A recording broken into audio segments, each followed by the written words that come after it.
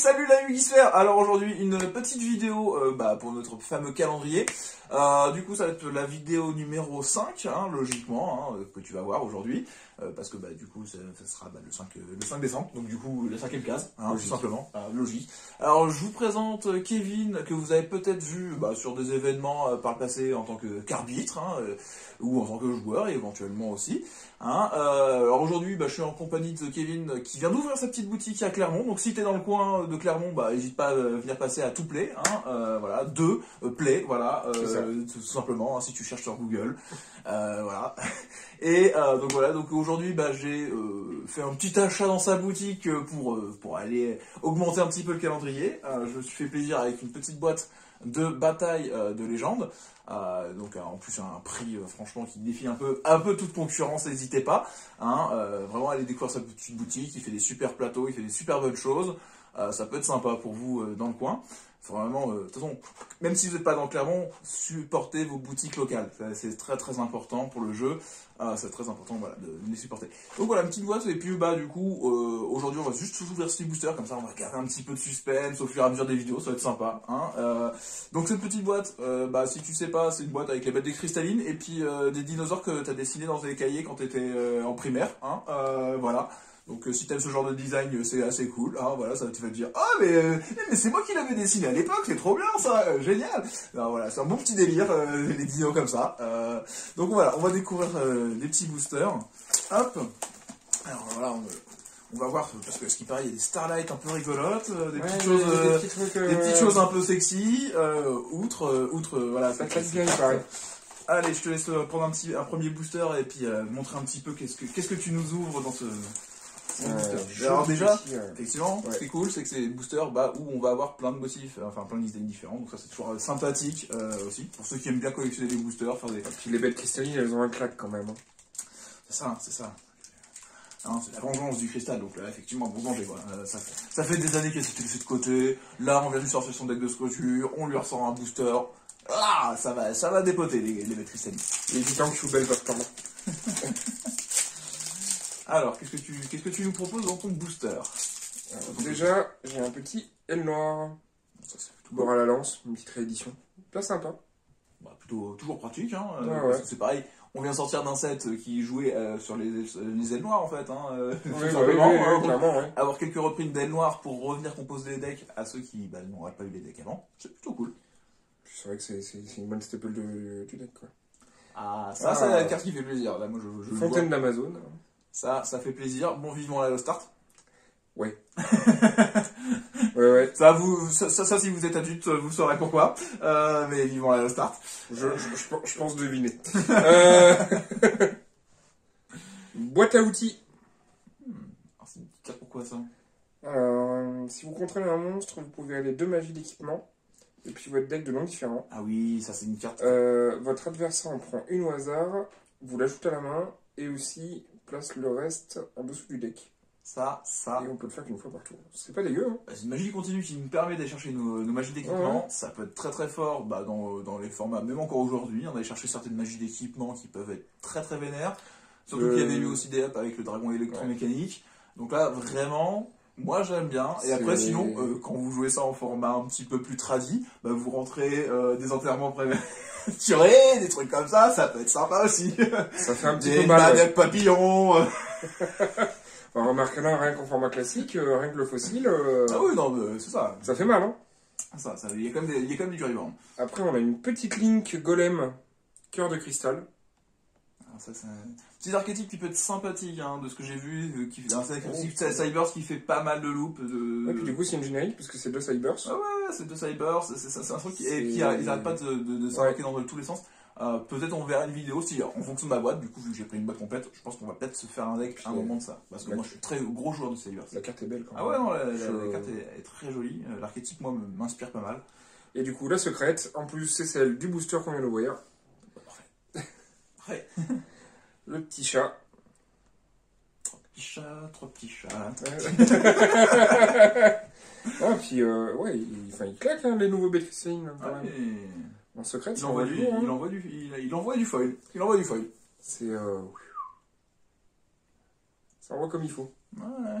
Ouais. C'est pas déconnant. Moi, de mon côté, j'ai aussi un petit chat. Ah oui, mais c'est C'est pas pas le que même. 3 petits chats. Bientôt le 3e, voilà, avec le chat sauveteur, et puis c'est bon. On est bon après. Voilà, puis c'est des bêtes. Donc, chat sauveteur, 3 petits chats. Et voilà, chapeau de paille. En effet, ça marche, ça marche. Voilà, donc ça c'est une bonne petite carte. Carte de mon petit booster Ténéreux Ultime, une petite magie de terrain pour les bêtes cristallines. Une nouvelle magie de terrain, hein, C'est pas si mal. et qui nous dit que ils deviennent ténèbres. Donc du coup ça peut être sympa pour faire certaines choses, hein, il me semble.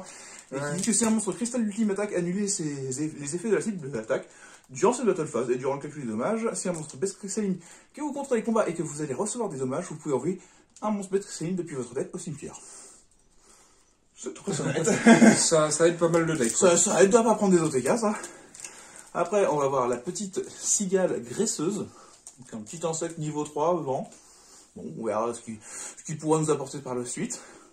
Une reprint du collectionneur de jetons. Bon, il me semble que les books sont encore revenus, donc Ouais. du coup, ça peut toujours être pratique. Et on en parlait au début de cette vidéo. Une petite bête gribouillage. Je sais pas si vous la voyez bien à la maison. De cette espèce de... C'est un gros dino. Voilà, c'est un gros tira.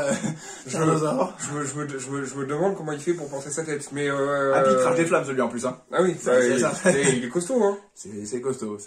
Hein. C'est un 2004. Hein, ouais. 2004, niveau 8. J'ai l'impression que tu as collé un sticker sur la carte. Quand même.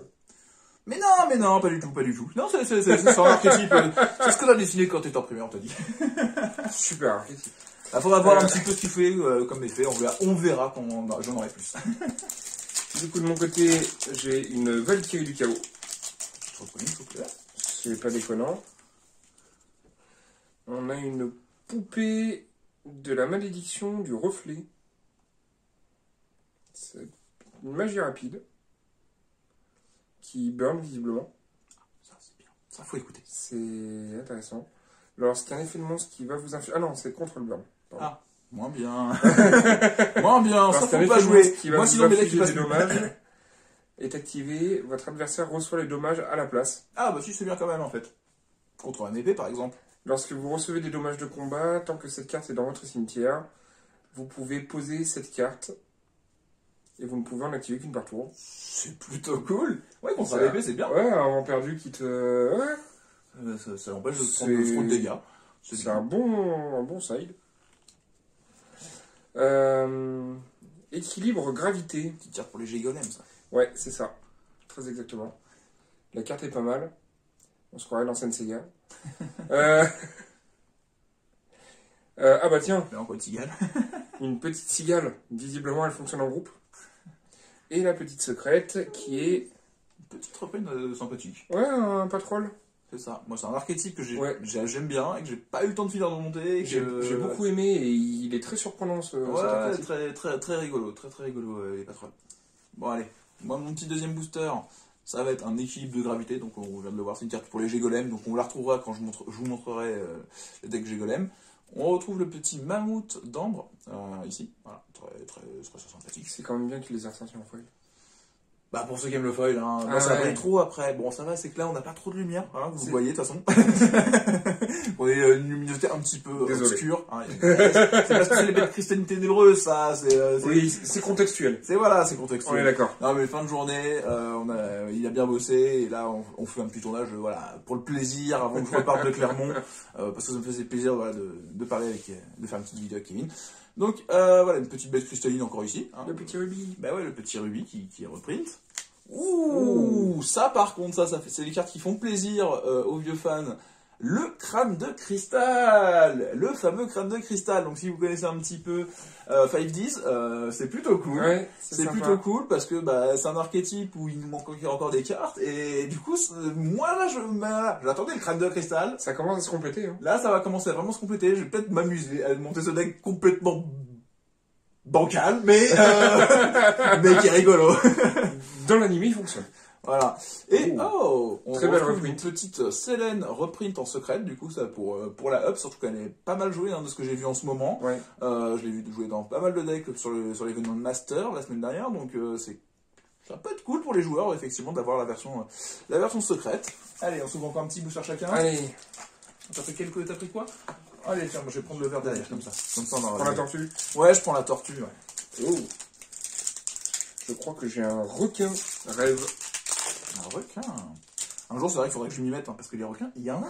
Ah ouais. Maintenant. Et puis en plus, il y avait une magie, je me souviens d'une magie pour les requins qui permettait de faire des exercices en mode, Oui, en mode YOLO. tu disais comme tu voulais, ouais. Requin, va falloir vraiment que je m'y intéresse. Va falloir que je me C'était un bon archétype, même en OCG, il y en avait un qui avait un peu perçu. Ouais, non, parce qu'ils ont vraiment fait beaucoup de requins. Hein. Sirocco de l'ombre. Pour du noir encore. Voilà, une belle réédition.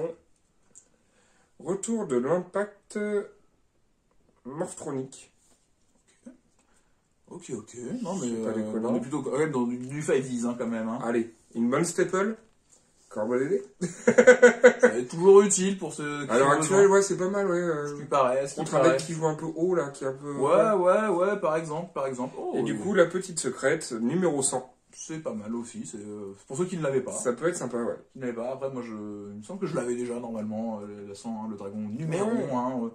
Mais c'est toujours cool, Et puis il est toujours aussi beau. Hein. Ouh. Alors, moi je découvre l'art du Nunjitsu défilé de moustiques. Donc, le nouveau art du Nunjitsu, on avait déjà eu quelques nouveaux ninjas là dans le set justement précédent, ça c'était assez cool. Alors moi j'avais déjà commencé à monter un deck ninja avec toutes les vieilles cartes parce qu'il y en a beaucoup de ninjas. Et là en fait c'est avec les ninjas qui vont faire joujou avec les insectes. Donc à voir qu'est-ce que ça pourrait donner effectivement, ces nouvelles cartes qui vont faire joujou avec les insectes. Ça peut être amusant hein, pour changer. On en a vu des ninjas comme ça. C'est ça. Après on va avoir encore un petit TD noir qui reprint aussi, toujours pratique d'avoir un petit blizzard. Hop. Ouh, allez, chez les dinos, on a le Dino Tank.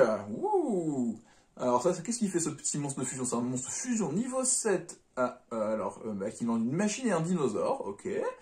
Il gagne une attaque égale à l'attaque d'origine du monstre dinosaure utilisé pour son invocation fusion. On va voir qu'on peut utiliser comme petit monstre pour faire ça, hein, mais on a quand même des tyrannos à plus de 3000, donc... c'est pas mal, ouais. Et vous ne pouvez utiliser chacun des effets suivants qu'une fois par tour. Lorsqu'une carte ou un effet qui cible cette carte unique, cette carte sur le terrain, et aucune autre carte est activée, effet rapide, vous pouvez cibler une autre carte sur le terrain qui sera une cible appropriée. La carte et l'effet de la cible, maintenant la nouvelle cible, ok. Ça se protège de façon un peu rigolote, ça peut être sympa. Et si cette carte en possession de son propriétaire est détruite par une carte de l'adversaire, vous pouvez invoquer spécialement un monstre dinosaure depuis votre cimetière. Non, franchement, petit up avec les dinos, dino machine, pourquoi pas. Du coup, ça va être des dinos brumes. Oui. Voilà, vous voulez faire un deck dino machine, bah dino brume, et vous mettez un peu de dino dedans, et voilà. Toujours les bonnes idées chez la Bokomo. C'est pas dégueulasse.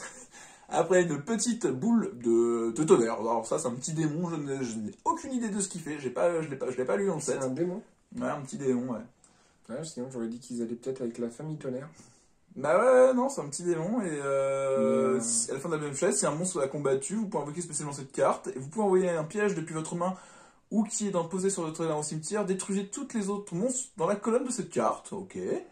Et si cette carte dans la zone monstre est détruite au combat ou par effet de carte et envoyée au cimetière, vous pouvez cibler une carte dans votre cimetière, lancer un dé à 6 faces, et si le résultat était 6, ajoutez la cible à votre main.